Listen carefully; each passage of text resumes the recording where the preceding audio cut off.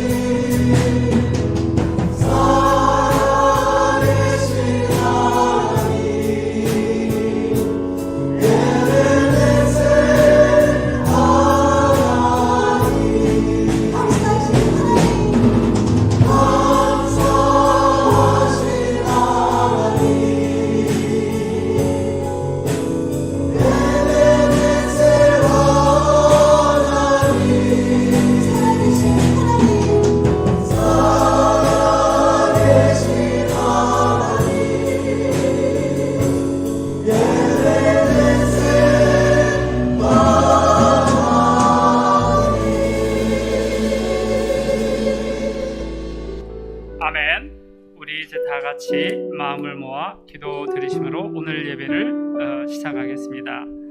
사랑이 많으신 아버지 하나님을 감사합니다. 오늘도 고맙시 저희들에게 주시고 저희를 사랑하시고 주의 이름으로 활동을 인도하시 하나님께 찬양드리며 예배드릴 수 있는 귀한 은혜를 허락하신 하나님의 이름을 높여드립니다. 할렐루야. 아버지 하나님은 저희들을 주님 찾아 삼으시고 하나님 저희들의 소원의 기도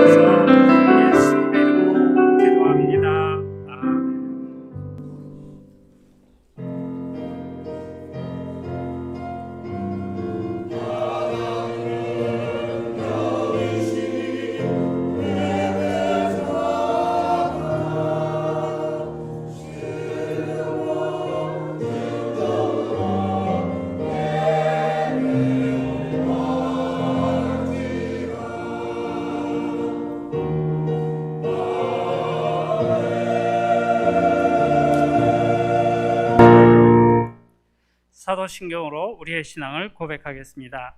전능하사 천지를 만드신 하나님 아버지를 내가 믿사오며 그 외아들 우리 주 예수 그리스도를 믿사오니 이는 성령으로 잉태하사 동정녀 마리아에게 나시고 본디오 빌라도에게 고난을 받사 십자가에 못 박혀 죽으시고 장사한 지 사흘 만에 죽은 자 가운데서 다시 살아나시며 하늘에 오르사 전능하신 하나님 우편에 앉아 계시다가 저리로서 산자와 죽은 자를 심판하러 오시리라.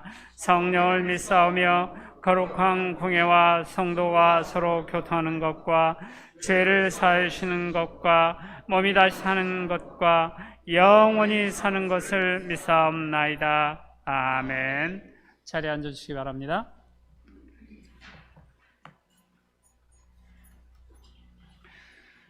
교회 소식을 알려드리겠습니다. 오늘도 본교회 현장 예배 참여하신 우리 성도님들, 또 온라인으로 각 처소에서 예배드리는 성도님들을 주님의 이름으로 환영합니다.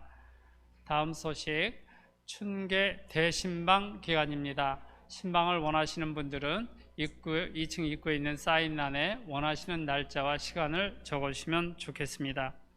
다음 소식, 다음 주일부터 Daylight Savings Time이 시작이 됩니다. 우리 성도님들 차가 없으시기 바랍니다. 다음 소식, 오늘부터 올해 새로 등록하신 새가족 교육이 시작이 됩니다.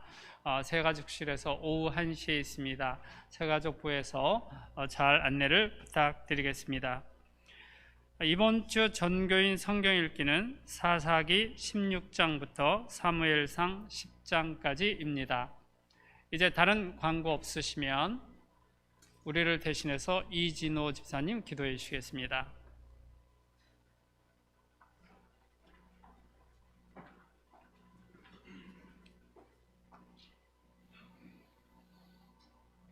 내가 진실로 진실로 너희에게 이르노니 한 알의 밀이 땅에 떨어져 죽지 아니하면 한 알 그대로 있고 죽으면 많은 열매를 맺느니라.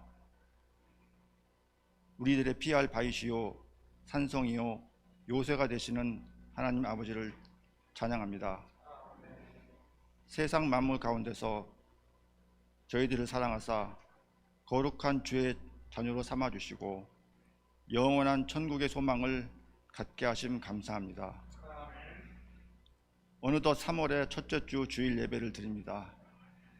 세상에서 방황하다 주님을 뵙고자 왔사오니 주여 이 시간 우리들의 마음을 열게 하시고 오직 하나님께 영광 돌리는 예배가 되게 하여 주옵소서. 하나님 아버지, 분주한 삶을 산다 하면서 우리 안에 있는 하나님을 구하지 아니하고 세상의 헛된 것들을 찾아 살아왔던 저희들을 용서하여 주옵소서. 우리의 생활 속에서 하나님의 말씀을 의지하기보다 세상의 헛된 것들을 찾아 살고 있음을 고백합니다. 예수님의 보혈로 정결케 하시고 하나님만을 의지하며 살아가는 모든 성도들이 되게 하여 주옵소서. 하나님 아버지, 세계 평화를 위해 기도합니다. 하나님 없이는 이 세상 모든 것도 어떤 것도 존재할 수 없고 예수님의 십자가의 보혈이 아니고서는 이 세상의 평화는 없음을 믿습니다. 하나님, 이 세상 모든 것들을 주의 능력으로 통치하여 주옵소서. 탐욕을 버리고 비록 작은 것이라도 주님께서 허락하신 것들에 감사하며 살게 하여 주옵소서. 하나님을 사랑하고 국민을 위해 성실하게 일하는 겸손한 자가 국민의 리더로 서게 하여 주옵소서.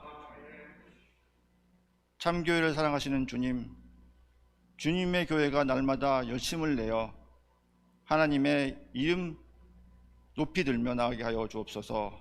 복음에 힘쓰고 세상의 빛과 소금의 역할을 잘 감당하는 교회가 되게 하여 주옵소서. 우리들의 삶이 언제 어디서나 주님을 의지하고 주님을 바라보기를 원합니다. 주님께서 기뻐하시는 삶, 주님이 원하시는 삶을 살게 하여 주옵소서. 이 시간 하나님 말씀 선포하실 목사님, 성령의 능력이 충만케 하시고 영적, 육체적으로 늘 강건케 하옵소서. 예배를 돕는 모든 봉사자들의 손길에 복을 주시고 은혜를 더하여 주옵소서. 예수님의 이름으로 간절히 기도드립나이다. 아멘.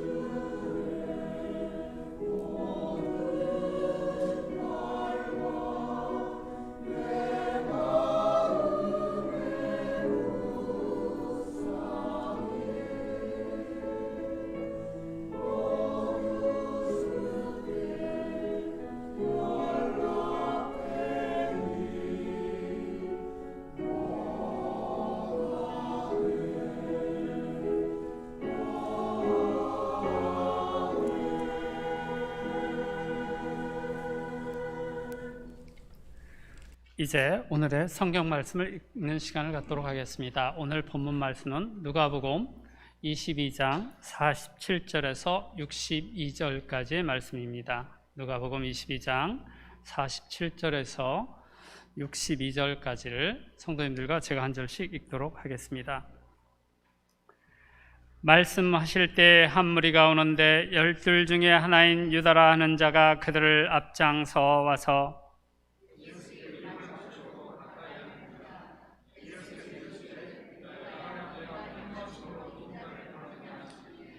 그의 주위 사람들이 그 된 일을 보고 여짜오되 주여 우리가 칼로 치리이까 하고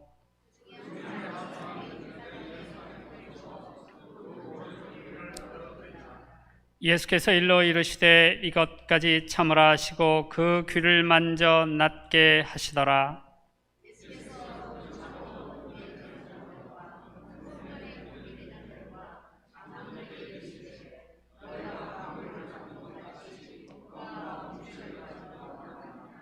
내가 날마다 너희와 함께 성전에 있을 때 내게 손을 대지 아니하였도다. 그러나 이제는 너희 때요 어둠의 권세로다 하시더라.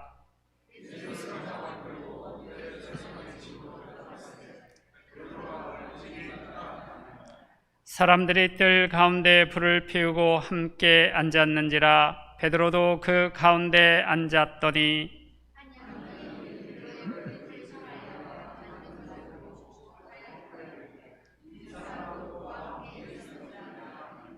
베드로가 부인하여 이르되 이 여자여 내가 그를 알지 못하노라 하더라.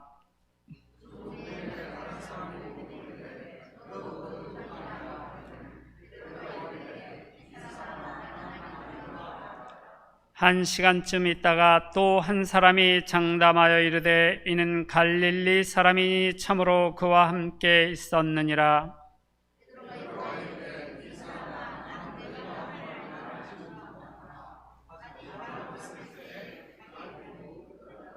주께서 돌이켜 베드로를 보시니 베드로가 주의 말씀 곧 오늘 닭 울기 전에 내가 3번 나를 부인하리라 하심이 생각나서 아멘. 이제 드려진 헌금을 올려드리겠습니다.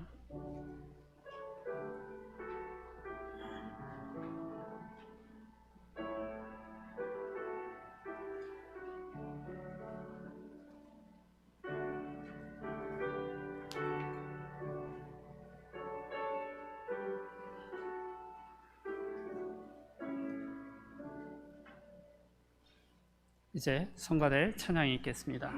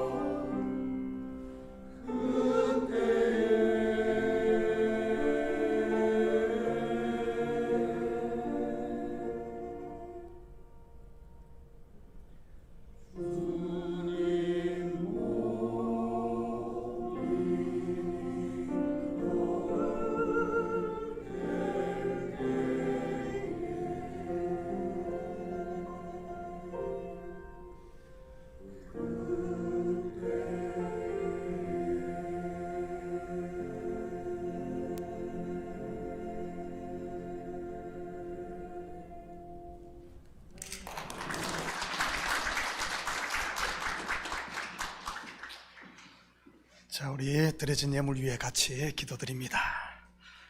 사랑의 아버지 하나님, 참으로 감사드립니다. 지난 한 주간도 저희들에게 일할 수 있는 터전과 일할 수 있는 건강 허락하셔서 열심히 땀 흘리게 하시고 그 수고의 열매를 거두게 하시니 참으로 감사를 드립니다. 이 시간 주님 앞에 나오며 빈손 들고 나오지 아니하고 우리의 마음을 담고 정성을 담은 예물을 주님 앞에 올리게 하시니 감사합니다. 11조로 드립니다. 감사 예물로 드립니다. 주일 예물로 드립니다. 선교 예물로 드립니다.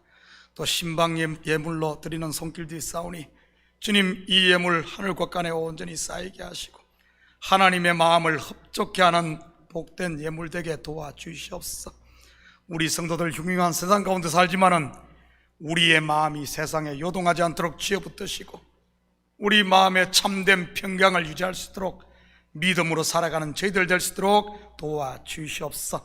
가정마다 복되게 하시고 이럴 때일수록 더 그리스도의 사랑이 가정에 충만하게 넘치도록 서로 사랑하며 위로하며 아버지함 격려하며 살아갈 수 있도록 도와주시옵소서. 직장마다 복되게 하시고 하사 아버지 잠시 잠깐의 어려움이 있다 할지라도 낙심하거나 좌절하지 않도록 지어두시고 믿음으로 굳건하게 서서 힘써 대장부가 되어지는 우리 성도들 다 되게 도와주시옵소서. 적게 시작했다 할지라도 나중은 힘이 창대한 복들이 임하게 하시고 특별히 우리 자녀들에게 지혜와 명철을 크게 더하시고 세상을 능히 이기고도 남을 수 있는 믿음의 용사들로 세워지게 도와주시옵소서.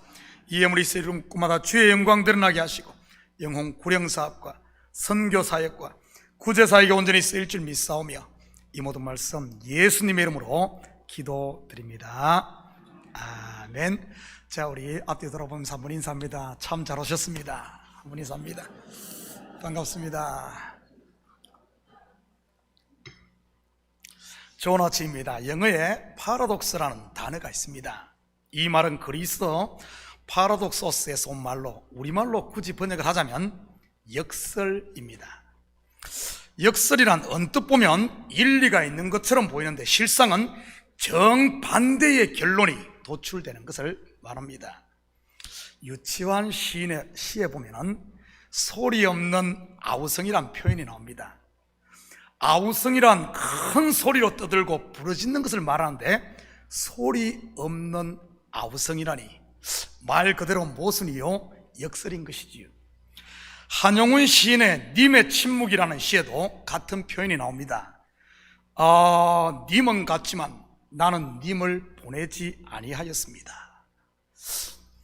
님은 갔는데 님을 보내지 않았다니 무슨 아닙니까? 이러한 역설은 우리의 일상에서도 자주 사용됩니다. 예를 들어 하라는 공부는 안 하고 매 게임만 하는 자녀에게 부모가 아무리 말을 해도 안 들으면 마지막에 하는 말이 뭡니까?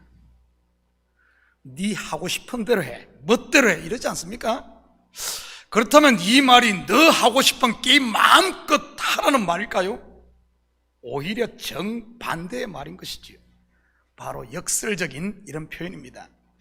예수님께서 이런 역설법을 많이 사용했지요. 요한복음 12장 25절입니다. 자기의 생명을 사랑하는 자는 잃어버릴 것이요 이 세상에서 자기의 생명을 미워하는 자는 영생하도록 보전하리라. 그리고 높아지고자 하는 자는 어떻게 된다고 했습니까? 낮아지고 낮아진 자가 높아진다고 했지요. 율법도 마찬가지 아닙니까? 율법을 다 지키면 의인이 됩니까? 오히려 그 반대이지요. 자신에게는 더 이상 소망이 없는 죄인임을 알게 되는 것입니다. 율법을 다 지킨 바울이 의인이었습니까? 아닙니다. 스스로 죄인 중에 괴수라고 고백하지 않습니까? 그렇다면 죄인 중에 괴수라고 고백한 바울이 죄인입니까? 아닙니다. 오히려 그리스도의 의의 옷을 입은 의인이요 또한 위대한 사도가 되지요. 이처럼 성경은 역설의 책이라는 사실입니다. 다시 말해 표면적으로만 보면, 성경을 겉으로만 보면 다 속는다는 말입니다. 얼마 전 도올 김영옥 교수가 방송에서 성경을 가르친 적이 있습니다. 무슨 도마 복음이라는 것을 가지고 말이지요. 유튜브로 잠시 보았는데 속에서 구역질이 나서 못 보겠더라고요. 성경을 무슨 초등학교 2학년짜리 바른생활 교육하듯 가르치더군요. 성경을 겉의 것으로밖에 보지 못하니 그럴 수밖에 없는 것이지. 그런데 더 가관인 것은 교회 다니는 성도들이 그것을 듣고 은혜 받는 분이 있다고 하니 이거 참 웃어야 할지 울어야 할지 모르겠습니다. 오늘 본문은 예수를 파는 두 사람의 이야기가 나란히 소개되어 있습니다. 가롯 유다와 베드로입니다. 가롯 유다는 나쁜 놈, 베드로는 그래도 좋은 형님입니까? 가롯 유다는 지옥 같고 베드로는 천국 같습니까? 가롯 유다가 자살했기 때문에 지옥 갔으니 자살하면 다 지옥 간다입니까? 저는 그런 소리 많이 들었습니다. 가끔 정치인이나 기업인 아니면 연예인들이 자살했다는 소식들이 들릴 때마다 말이지요. 그렇다면 자살 안 하면 다 천국 갑니까? 만약 이런 것에 머물고 있다면 선악과가 사과다, 복숭아다 하는 것과 뭐가 다릅니까?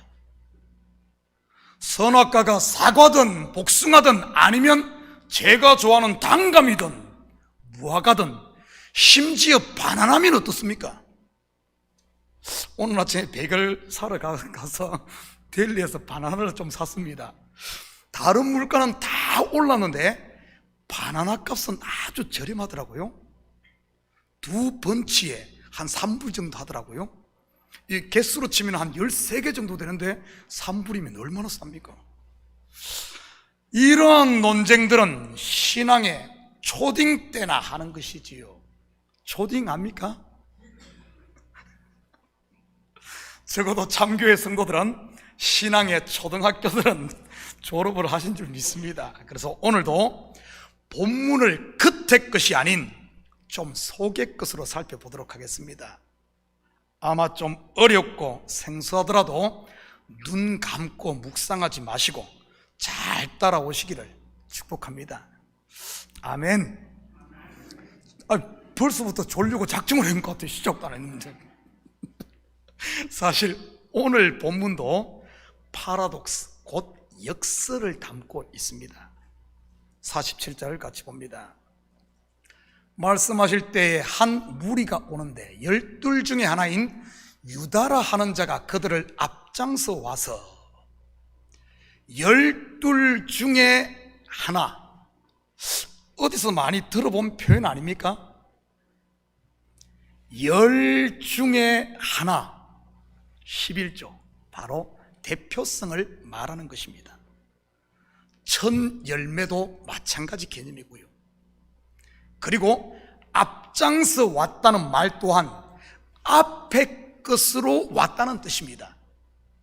앞에 것이 무엇입니까? 장자, 먼저 된 것, 바로 율법입니다. 그렇다면 진리에 앞서 율법이 먼저 온 이유가 뭡니까? 왜 가룟 유다가 앞장서 왔을까요? 예수님보다 앞서 세례 요한이 온 것 말이지요. 율법이 먼저 온 것은 우리의 죄를 드러내기 위해서입니다. 그러면 드러난 죄는 어떻게 사함받죠? 믿음으로 예수와 함께 십자가의 죽음으로 사함받습니다. 다시 말해 팔아버려야 한다는 뜻이지요. 그래야 그리스도와 함께 부활하는 것이니까요. 바로 유다가 앞장서서 온 이유가 이처럼 예수를 팔기 위해서입니다.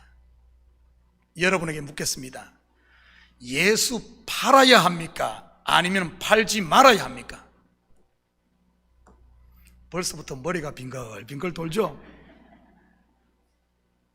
팔지 말아야 합니까? 예수를 팔지 않으면 어떻게 되죠? 하나님의 뜻이 이루어질까요? 아니면 이루어지지 않을까요?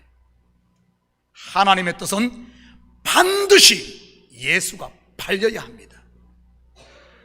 예수가 팔려 우리의 죄값이 지불되어야 죄에서 해방되는 것이죠.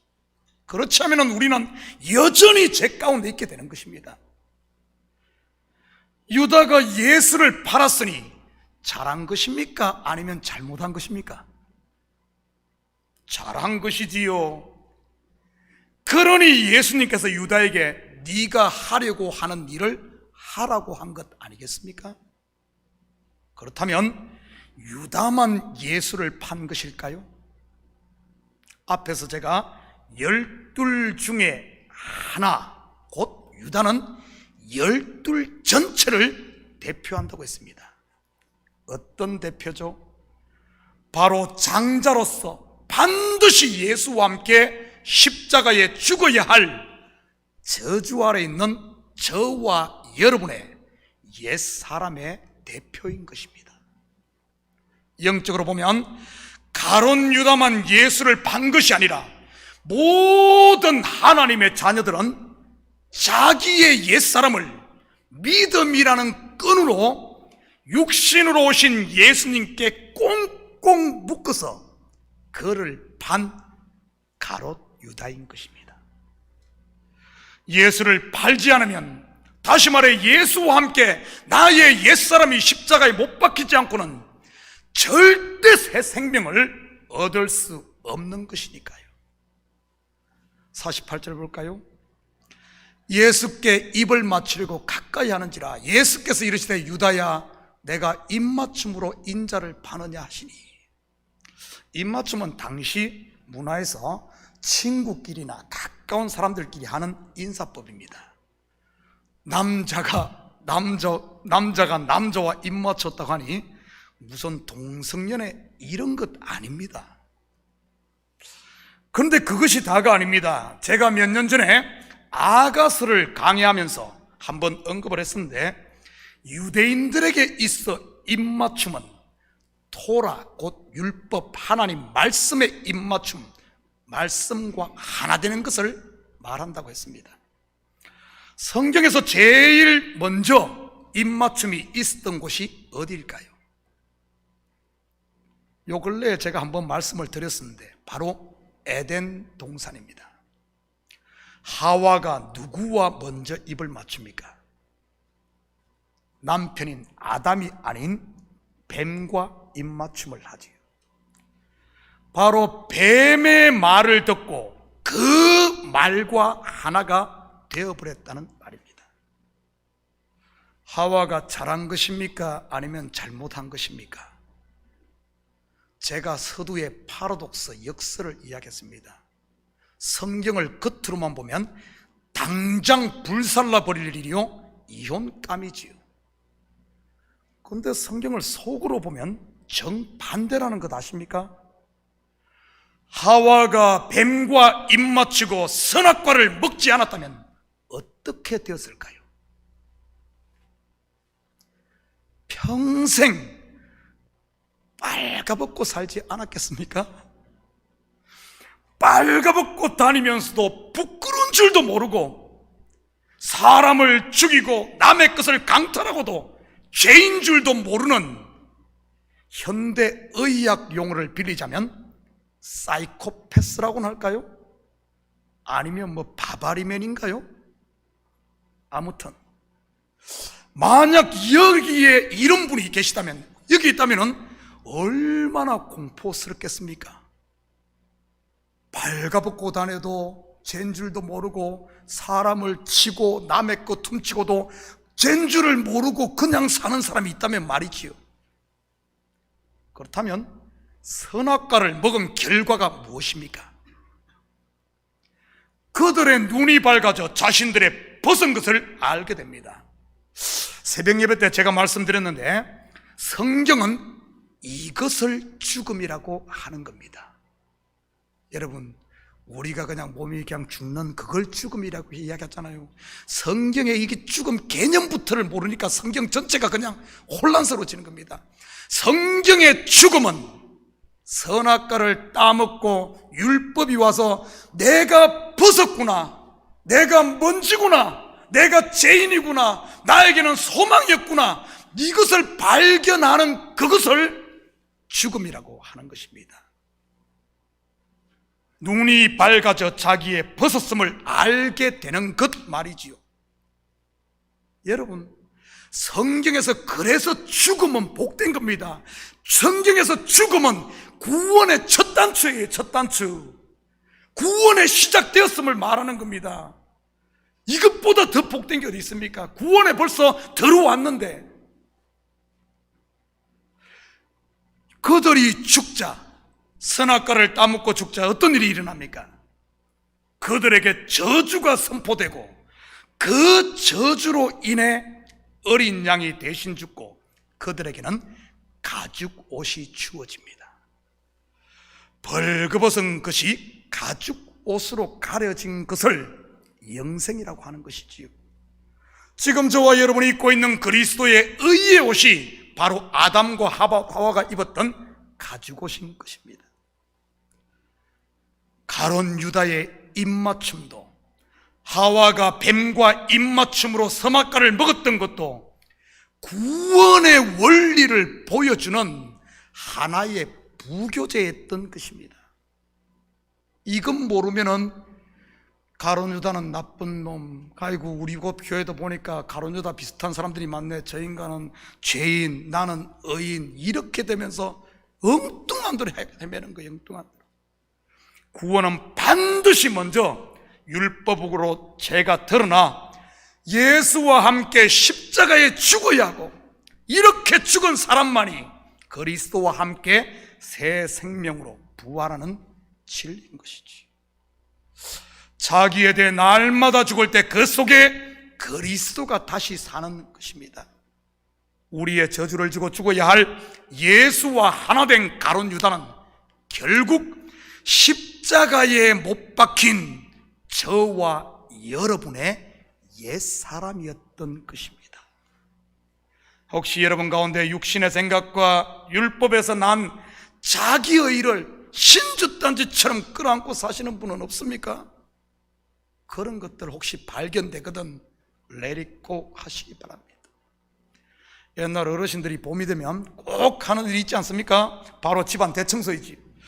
이제 영적인 봄도 되었으니 마음에 쌓인 먼지들을 좀 털어내고 대청소를 한번 했으면 좋겠습니다. 코로나로 인한 두려움도, 전쟁이나 인플레이션으로 인한 걱정도, 오해로 인해 쌓였던 미움이나 원망, 그리고 서운함의 먼지들도 싹 털어낼 수 있기를 축복합니다. 팔아버려야 합니다. 농사 지을 때도 보면 봄에 이러한 금불들을 싹 걷어낼 때 그 속에 새싹들이 파랗게 자라지 않습니까? 우리 식구들은 더 이상 가론 유다를 죽일 놈이라고 욕하지 마시고, 내 속에 육신의 생각들이 올라올 때마다 십자가 앞에 엎드림으로 그분에게 입맞출 수 있기를 축복합니다.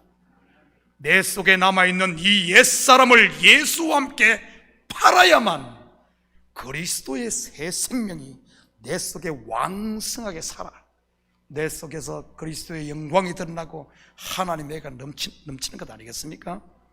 50절 51절 같이 봅니다.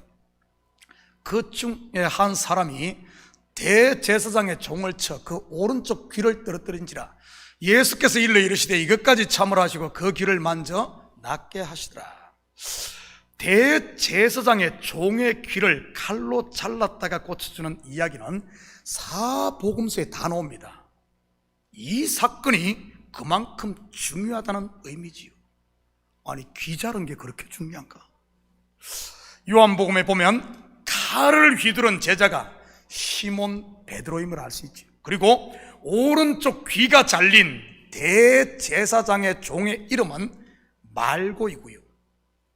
말고라는 말은 하려면 하고 말려면 말고, 할 때 말고가 아니라 히브리어 원어 말라크에서 온 단어로 말라크, 왕이라는 뜻입니다. 멜기세덱 할 때 멜기가 말라크에서 온 말인데 평강의 왕이라는 뜻이지. 그리고 구약에 보면은 아비멜렉 들어봤죠? 아비멜렉 할 때 아비 곧 아브는 아버지라는 뜻이고 멜렉 즉 말라크가 왕이라는 말로 우리 아버지는 왕이시다라는 뜻입니다. 대제사장의 종의 이름이 말고 즉 왕이다라니 좀 어색하지 않습니까? 당시의 종은 하나의 객체가 아닌 주인의 그냥 소유였습니다. 그렇다면 대제사장의 종의 이름이 말고라는 말은 대제사장이 지금 왕노릇하고 있다는 뜻으로 일종의 워드플레이인 것이지요. 그런데 진짜 대제사장은 누굽니까? 바로 그들이 잡으러 온 예수님이 대제사장이지요. 하늘의 대제사장을 거짓 왕, 곧 율법의 종이 된 종이 잡으러 온 것입니다. 그때 베드로가 검으로 말고의 귀를 잘라버리지. 그런데 귀라고 번역된 이 헬라 원어 우스는 전체 귀 이걸 말하는 게 아니라 요 밑에 있는 귓볼을 말하는 것입니다. 귓볼을 자른다든지 아니면은 귓볼에다 구멍을 뚫는 행위는 성경에서 무엇을 의미하죠? 바로 주인의 종이 된다는 뜻입니다. 그리고 예수님 당시에도 전쟁에서 포로를 잡으면 귀를 잡으므로 이 종을 삼았습니다. 귀 잘린 대제사장의 종 말고, 그런데 예수님이 그를 다시 고쳐주십니다. 무슨 뜻일까요? 율법에 팔려 종로로 타던 하나님의 백성들을 도로 찾아 자기 것 삼겠다는 뜻 아니겠습니까? 또한 이것은 율법의 종이면서 스스로 왕노로 타고 있었던 저와 여러분을 할례시켜 하나님의 것, 곧 신부 삼겠다는 뜻입니다. 지금 저와 여러분의 귀가 할례를 받았기에 이 시간 여기에 앉아서 복음이 들리는 것 아니겠습니까? 자기를 잡으러 온 말고의 귀를 자름으로 귀를 들을 귀를 주시고 자기의 몸된 교회를 박해하고 깨겠다고 하는 이 사울의 눈에 비늘을 벗겨내 볼 수 있게 해주시지 않습니까? 바로 다메섹 도상에서 말이지.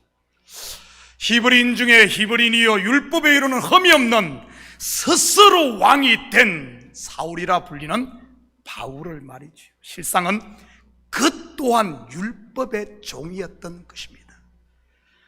오늘 본문의 대제사장의 종 말고가 바로 사울이었던 것이지. 귀가 있어도 듣지 못하고 눈이 있어도 보지 못하던 눈과 귀가 할례를 받아 이제는 듣게 되고 보게 된 기적이 어찌 성경에 나오는 그들만의 이야기겠습니까? 오늘 이 자리에 함께 예배하는 저와 여러분의 이야기인 줄 믿습니다. 54절 55절입니다.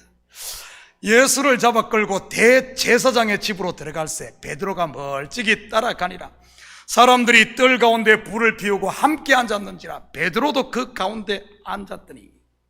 그런데 베드로가 예수님을 3번 부인하는 이 장면을 눈여겨보면 그 부인하는 장소가 조금씩 이동하는 것을 볼 수가 있습니다. 첫 번째 부인한 장소가 오늘 본문에는 뜰 가운데로 나와 있습니다. 평행구절인 마태복음 26장 26절을 봅니다.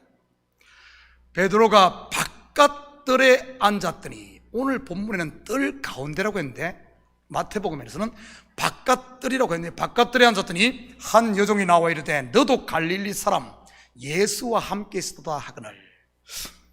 자, 그런데 마가복음에서는 이 바깥뜰을 아랫뜰로 이렇게 표현을 합니다.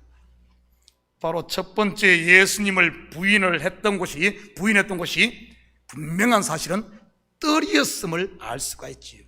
바깥뜰이든 아랫뜰이든 뜰 가운데든 아무튼 뜰입니다. 한 여종 앞에서 말입니다. 두 번째 예수님을 부인한 장소를 볼까요? 마태복음 26장 71절입니다.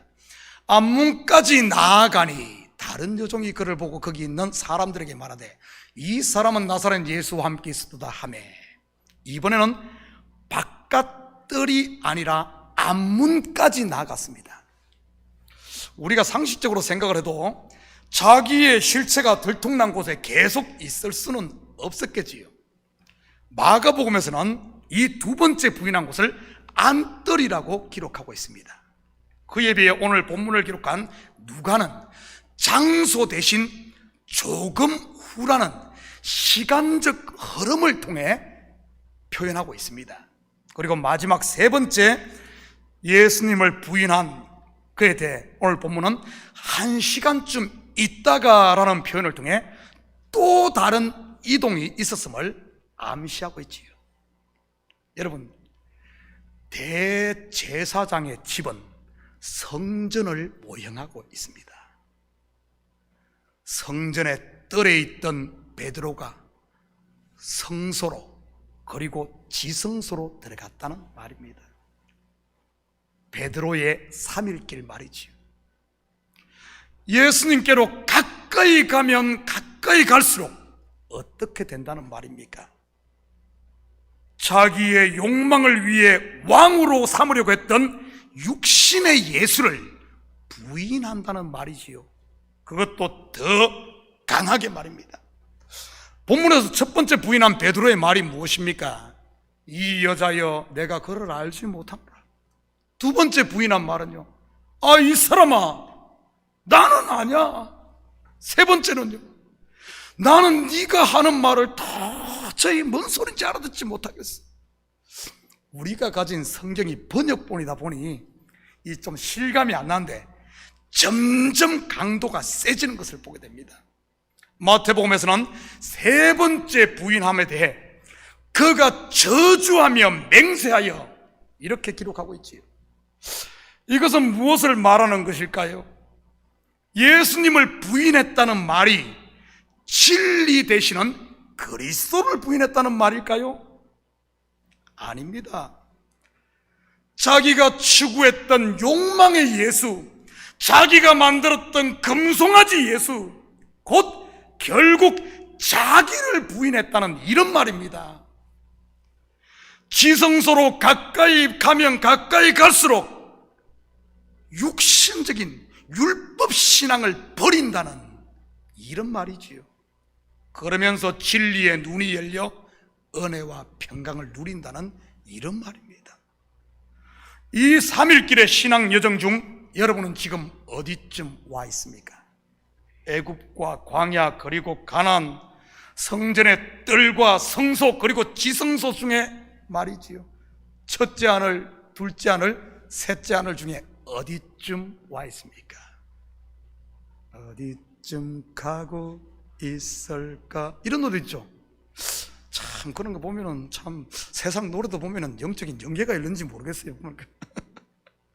성도라면 누구나 자기를 부인하며 살고 있을 것이 틀림없습니다. 누구나 할 것 없이. 그러기에 봄비가 내리는 오늘 포근한 오늘날 같은 날씨에 영등교를 걷지 않고 이 예배 자리에 온 것 아니겠습니까? 따뜻한 아랫목에서 빈대떡 부쳐 먹지 않고 여기에 온 거 말이지요. 멀찍이서 어설프게 부인하면 부인할수록 어떤 일이 일어난 줄 압니까? 어설프게 저 멀리서 그러고 있으면 여종이 쫓아와 계속 괴롭힙니다. 남편이라는 여종이 와서 내 신경 건드리고, 물질이라는 여종이 와서 내 마음을 흔들어 놓고, 건강이라는 여종이 와서 내 마음을 두렵게 하고 말이지요. 여기 가도 여종, 저기 가도 여종, 괴롭히는 여종만 있는 겁니다. 어설프게 자기가 부인되면, 어설프게 신앙생활하면 그런 거예요. 그런데 이러한 여종으로 인해 베드로가 어디로 향하게 되는 줄 압니까? 이런 문제들, 어려움들, 환난들 이런 걸 통해서 성도는 어디로 향하는 줄 압니까? 바로 안뜰로 예수님께로 가까이 향하게 되는 것이지. 지성소로 말입니다. 바로 겉의 것에서 속의 것으로, 율법에서 진리로, 그리고 땅에서 하늘로 말입니다. 성도에게 있어 고난은 그래서 유익한 거예요. 그래서 유익한 겁니다. 그러고는 결국 잠시 있다 없어질 세상 것들을 배설물처럼 버리고 참된 자유와 안식이 있는 주님 품에 안기게 되는 것이지. 사실은 베드로의 세 번째 부인이나 가룟 유다의 입맞춤으로 예수를 파는 내용은 같은 이야기를 다른 그림으로 보여주는 겁니다. 가룟 유다 또한 이 베드로의 3일길을 걷지 않았습니까? 첫 번째, 예수님으로부터 경고를 먼저 받았을 때. 두 번째, 가룟 유다가 예수님과 함께 손에 뭡니까? 그 떡반죽 거기 떡에 그릇에 함께 손을 넣었을 때. 그리고 마지막이 예수님과 입맞출 때 말이지요. 61절 62절입니다. 주께서 돌이켜 베드로를 보시니 베드로가 주의 말씀 곧 오늘 닭 울기 전에 내가 3번 나를 부인하리라 하심이 생각나서 밖에 나가서 심히 통곡하니라. 여러분은 이것을 읽을 때 좀 이상하지 않습니까? 예수님께서 베드로에게 네가 3번 나를 부인할 것을 대해서 이야기할 때가 언제였습니까? 일주일 전입니까? 한 달 전이에요? 불과 몇 시간 전입니다. 그것도 흘러가는 말로 한 것이 아니라 아주 분명하게 말하고 베드로 또한 거기에 확신적으로 화답을 했지요. 마태복음 26장 34절 35절입니다. 예수께서 이르시되 내가 진실로 내게 이르노니 오늘 밤 닭 울기 전에 내가 3번 나를 부인하리라. 베드로가 이르되 내가 주와 함께 죽을지언정 주를 부인하지 않겠나이다 하고 모든 제자도 그와 같이 말하니라.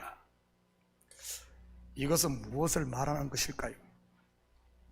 바로 자기가 부인될 때, 자기가 완전히 부인될 때 하나님의 말씀이 들려지고 하나님의 말씀이 생각난다는 말입니다.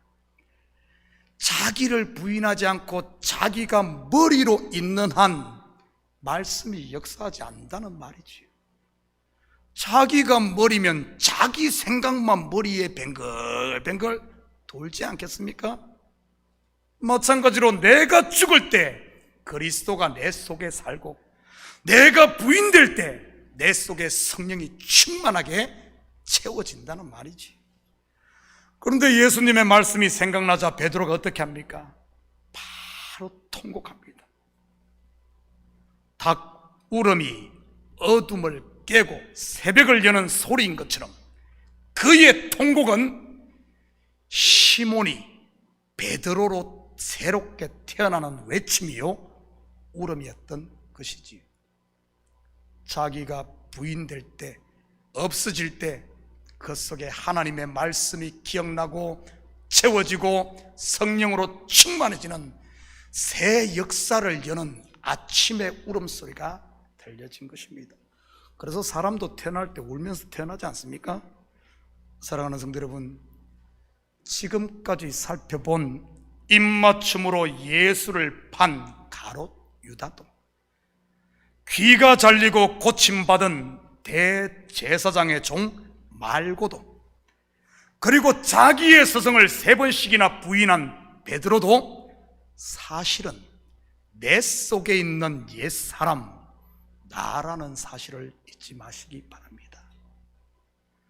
바로 예수 그리스도의 핏값으로 말미암아 주어진 하나님 나라를 누리지 못하게 내 마음의 발목을 잡고 있는 율법에서 난 자기의, 자기 자존심, 그리고 내 자랑과 같은 이 육신의 생각들이 말고요, 가룟 유다요, 예수님을 3번 부인한 베드로라는 사실이에요. 마음의 계절에 봄이 왔듯 우리 교회도 영적인 봄이 찾아왔습니다. 이렇게 많이 모인 것을 보면 알 수가 있죠. 또 그리고 여기에 있는 문목사 목이 쉰 것도 보면 좀 뭔가 좀 낌새가 있지 않습니까?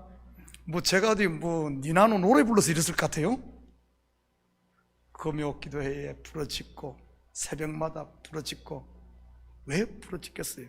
이 속에서 뭔가 요동을 하니까 그런 것 아니겠어요? 요동을 하니까. 봄이 오니까 그런 것 아니겠어요? 봄이 오니까 영적인 봄이 찾아왔습니다. 마음의 대문들을 활짝 열고 한 주도 죽게로 한 걸음씩 한 걸음씩 뜰에만 계시지 마시고 성소로, 지성소로 더 가까이 나아감으로 내 속에 요 남아있는 이런 것들은 다 하나씩 하나씩 팔아버리고 십자가에 던져버리고 매매를 해야 됩니다. 팔아야지 그걸 살 것 아닙니까? 살 것 아니에요. 오늘 돈을 주고 제가 바나나 사왔듯이, 돈을 주고 오늘 또 커피도 사다 먹었듯이 줘야지 나올 거 아니에요. 줘야지. 우리 속에 있는 게 줘야지 뭔가 들어올 것 아닙니까? 공짜가 어디 있어요? 공짜가 어디 있어? 내 것을 비워야 채워지는 것이지. 나는 죽고 내 속에 부활하신 그리스도의 진리에 성령으로 충만하게 채우셔서 이번 한 주간 아직도 겨울잠 자고 있는 영혼들을 깨우는 복음의 나팔수로 사는 이런 복된 한 주 되시기를 주님의 이름으로 축복합니다. 같이 기도하십시다. 사랑의 아버지 하나님, 참으로 감사를 드립니다. 맞습니다. 내가 가룟 유다요, 내가 말고요, 내가 예수님을 부인했던 베드로입니다. 맞습니다. 매일매일 나의 육신의 생각들 팔아버리고 부인하고 잘라버려야 됩니다. 그래야만 새 살이 돋아나고 진리의 그리스도가 오셔서 내 속에 그리스도가 삽니다. 하나님, 참 버려야 할 배설물들 끌어안고 살지 않도록 우리 주님 도우시고 이 한 주간도 부지런히 한 걸음 한 걸음 주께로 더 가까이 나아가는 지성소로 향하는 우리 성도들 다 되게 도와주시옵소서. 그래야 하늘의 평강으로 채워 이 흉흉한 세상 가운데 빛을 발하는 등대로 사는 우리 성도들 다 되게 도와주시옵소서. 감사드리며 예수님의 이름으로 기도드립니다. 아멘. 자, 우리 다 같이 자리에서 일어납니다. 우리 찬송 532장 찬송 들으신 후에 축도로 예배를 마칩니다.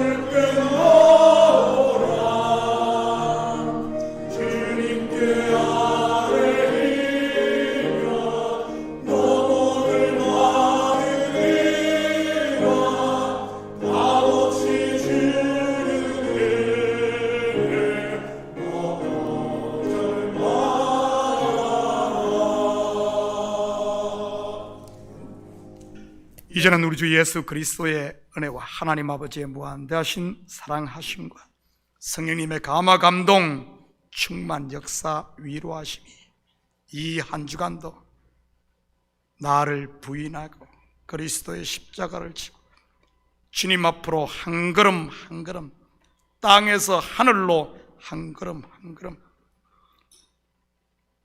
쉬지 않고 올라감으로 하나님께서 우리에게 주시고자 하시는 하늘의 평강과 은혜, 복들을 마음껏 누리고 이제는 그 복을 우리의 삶의 현장에 흘려보내며 살기를 원하는 사랑하는 성도들 머리 위에, 저들 가정의회와 사업이, 그리고 고국에 두고 온 부모 형제들 머리 위에 이제로부터 영원토록 함께 있을지어다.